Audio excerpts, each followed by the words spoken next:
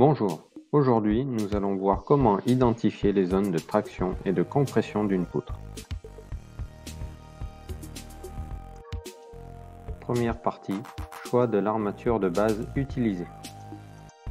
Dans le cadre de la construction pavillonnaire, l'armature pour semelle renforcée est utilisée pour la réalisation de poutres, mais des aciers dits de renfort devront venir la compléter dans les zones faibles de la poutre.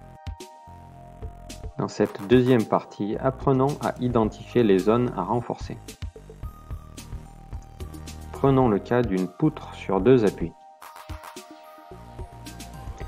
Une poutre est en appui sur un ou plusieurs murs ou poteaux. Lorsqu'elle subit des charges, les zones hautes de la poutre travaillent en compression alors que les zones basses, elles, travaillent en traction. Le béton ayant une mauvaise résistance à la traction, il aura tendance à fissurer. Pour compenser cette faiblesse, des aciers de renfort doivent être ajoutés à l'armature au niveau des zones de traction.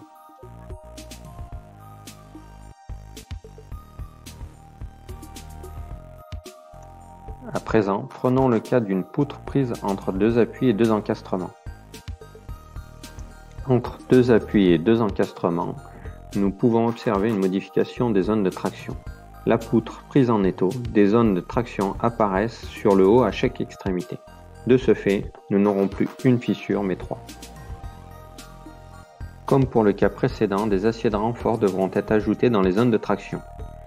Les aciers se situant aux extrémités devront être recourbés pour permettre de crocheter la poutre au chaînage des murs et poteaux. Des cadres devront être également ajoutés aux extrémités afin d'éviter tout cisaillement de la poutre. Ainsi, l'armature de base se verra complétée par des aciers de renfort et des cadres.